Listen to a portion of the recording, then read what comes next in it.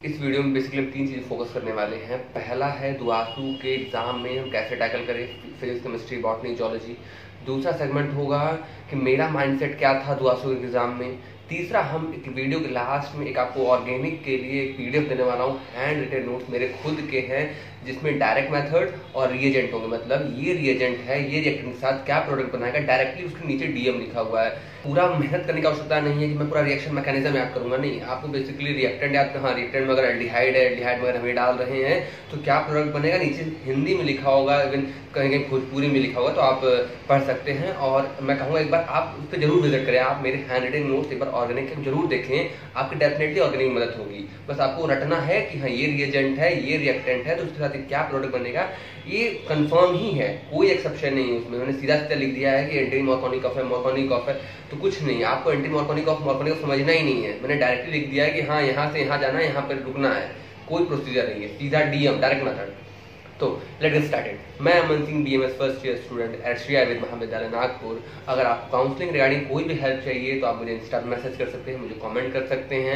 मैं पिछले 2.5 साल से 3 साल से मैं फ्री में काउंसलिंग करा रहा हूँ। अगर आपको एमबीबीएस की या एमसीसी की चाहिए या फिर CCC की या बीसीआई की, वेटनरी की, आप मुझे यूपी आयुष की चाहिए तो आप मुझे डीएम कर सकते हैं, मुझे मैसेज कर सकते हैं, मुझे कमेंट कर सकते हैं। Late get started. वीडियो का पहला सेगमेंट है कि how physics, chemistry, botany, geology exam के समय कैसे टैकल किया जाए। तो बेसिकली आपको इस पॉइंट ऑफ टाइम पे ये नहीं सोचना है कि मैं क्या पढ़ लूँ क्या ना पढ़ लूँ, या मैं रिलेटिव चैप्टर पढ़ लेता हूँ पहले, क्या रिलेटिव चैप्टर से क्वेश्चन आएंगे कि नहीं आएंगे। तो ये चीज़ आप पहले छोड़ दीजिए कि मैं रिलेटिव चैप्टर पढ़ता हूँ। फिर आपकी पहली प्रायोरिटी होनी चाहिए कि इस पर्टिकुलर टाइम पे जहाँ 1 हफ्ते बचे हैं तो आप रिलेटिव चैप्टर बाद में पढ़िएगा। नहीं हो रहा छोड़ दीजिए, कोई आवश्यकता नहीं है पढ़ने की। लेकिन फिलहाल पॉइंट ये है कि क्या आपके जो पूरे सिलेबस है वो तैयार आपका, क्या पूरी बायोलॉजी जो डिलीटेड नहीं थी, जो रिड्यूस सिलेबस का पार्ट है, जो मेन एनसीईआरटी का पार्ट है, वो तैयार है पहले आपकी। डिलीटेड चैप्टर तो आप बाद में करेंगे ना, जब पहले आपका मेंस तैयार होगा तब ना डिलीटेड में आप जाएंगे। तो आप पहले इस पॉइंट ऑफ टाइम पे जितनी चीजें हैं उतना कर रहे हैं कि नहीं कर रहे हैं। अगर कर रहे हैं तो वेल एंड गुड है, नहीं कर रहे हैं तो प्लीज कीजिए। आखिरी के हफ्ते में हर वो स्टूडेंट जो 150 पाता है या 250 पाता है या 550 वाला पाता है, हर बंदा मेहनत करता है टू गेट स्कोर, कि हाँ वो स्कोर करके एटलीस्ट वो सिलेक्शन स्कोर कर ले। तो इस पॉइंट ऑफ टाइम पे आपका सिलेक्शन हो रहा है कि नहीं हो रहा है, ये आपका 1 हफ्ता डिसाइड करने वाला है। आप इस तरह पढ़ रहे हैं तो आपका सिलेक्शन हो रहा है, नहीं पढ़ रहे तो नहीं हो रहा है, सिंपल।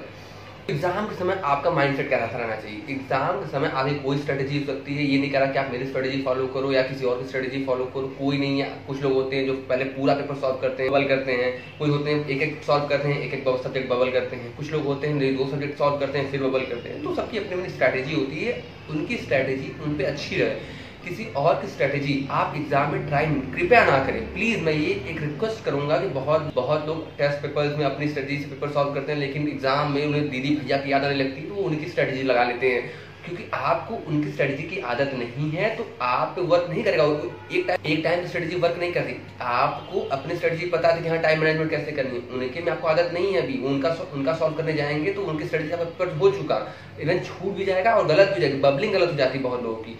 तो फिजिक्स, केमिस्ट्री, बॉटनी, जियोलॉजी पहले आप जो भी सॉल्व करते हैं, लेकिन ये मैं कहूँगा कूल और काम होकर सॉल्व कीजिएगा। ये नहीं कि स्टार्टिंग के 6-7 सवाल अगर नहीं आ रहे हैं तो आप डिप्रेस हो गए, अरे यार एंग्जियस हो गए कि नहीं मुझे पेपर सॉल्व नहीं हो रहा, मेरा सिलेक्शन नहीं हो रहा। अगर 7 सवाल नहीं आ रहे हैं इसका मतलब मेजॉरिटी ऑफ लोगों को 7 सवाल नहीं आ रहे होंगे, ये सत्य है। क्योंकि पेपर थोड़ा सा लिटिल बिट अनबैलेंस, थोड़ा सा टफर साइड आता है, लेकिन भी इतना कंपटीशन नहीं है। जैसे मैंने लास्ट वीडियो में बताई थी और यहाँ पर लगा दूंगा, फिर से वो देख लेना कि इतना कंपटीशन नहीं है। 1 मार्क्स पे 1 स्टूडेंट भी नहीं है मोटा माटी। तो आपको समझने की आवश्यकता है कि आप रेस में हो। अगर स्टार्टिंग के 6-7 सवाल नहीं आते कोई बात नहीं, आपका माइंड सेट ये होना चाहिए कि अगर मेरे बॉटनी और जियोलॉजी और फिजिक्स, केमिस्ट्री के स्टार्टिंग के 7 सवाल नहीं आ रहे तो मैं बाकी के पोर्शन से वहां सवाल निकाल के ले आऊंगा। वो आते हैं, स्टार्टिंग के 2-7 सवाल टफ आ जाएंगे, बीच में टफ मिल जाएंगे, तो आपको अपना मोटिवेशन लूज नहीं करना है। फर्स्ट ऑफ ऑल ये दिमाग में रखिएगा। दूसरा, अगर आप फोकस्ड है, काम है, कूल है, तो कुछ क्वेश्चन बाद में रिकॉल आ जाते हैं। जैसे पेपर 3 पैटर्न सॉल्व होते हैं। पहला एक बार में जो आपको आ रहे हैं वो सॉल्व कर लेते हैं आप। दूसरा सॉल्व करते हैं जो मैंने यार मुझे लग रहा था कंफ्यूजन है या थोड़ा लेंथी, उसको मार्क करके हैं तब उसको सॉल्व करते हैं। थर्ड टाइम सॉल्व करते हैं जो आपको एकदम ब्लैंक हो, उस पर सॉल्व करने जाते हैं। तो कुछ टाइम अगर आप फोकस्ड हैं, काम है, तो वो भी सवाल सॉल्व हो जाते हैं जो आपको लेंथी लग रहे थे या आप जो कंफ्यूजन में थे या फिर आपको जिस नहीं आ रहा था। कभी एक 100% बात करना चाहूंगा कि कृपया तुक्के की सहायता ना लें। ब्लफ कभी वर्क नहीं करता है तो आप ब्लफ की सहायता कृपया ना ही लें। आपके लिए बेहतर होगा। आप अगर तुक्के की सहायता लेते हैं तो आपका बहुत नुकसान हो सकता है इसमें, क्योंकि एक मार्क्स गलत हो जाना, नीट में आप हो चुके हैं, अभी नीट आप देकर आ रहे हैं, तो कृपया कि कोई भी तुक्केबाजी या फिर कोई ब्लफ करने की आवश्यकता नहीं है दुआसू में। ये आपका आखिरी एग्जाम है, आखिरी के हफ्ते बचे हैं, तो कृपया फोकस रहें, प्लीज फोकस रहें आप। अब बात कर लेते हैं मेरे माइंडसेट की। मेरा माइंडसेट क्या था, मेरा माइंडसेट यानी मेरी स्ट्रेटेजी क्या कहती है। मेरी स्ट्रेटेजी थी बहुत एक साल पहले से कि मैं केमिस्ट्री सॉल्व करता हूँ, फिर बायोलॉजी सॉल्व करता हूँ, उन दोनों में बबल कर लेता हूँ, फिर मैं देखता हूँ कि मेरे फिजिक्स के लिए कितने समय या कितने मिनट या कितने घंटे बचे। अगर मैं नॉर्मल स्पीड थी कि हाँ मैं 100 मिनट में अप्रॉक्स में बॉटनी और जियोलॉजी केमिस्ट्री निपटा लेकर बबल भी कर लिया करता था नीट तक 100 मिनट में। लेकिन हाँ थोड़ा एक्सटेंड हो सकता है, पेपर थोड़ा टफर साइड आता है, थोड़ा अनबैलेंस आता है, तो थोड़ा एक्सटेंड ले सकते हैं। हाँ फिजिक्स में आप कोशिश कीजिए कि हाँ आपको फॉर्मूला एटलीस्ट याद रहे। तो माइंड सेट कैसा भी हो, लेकिन आपको फोकस रहना होगा एग्जाम में।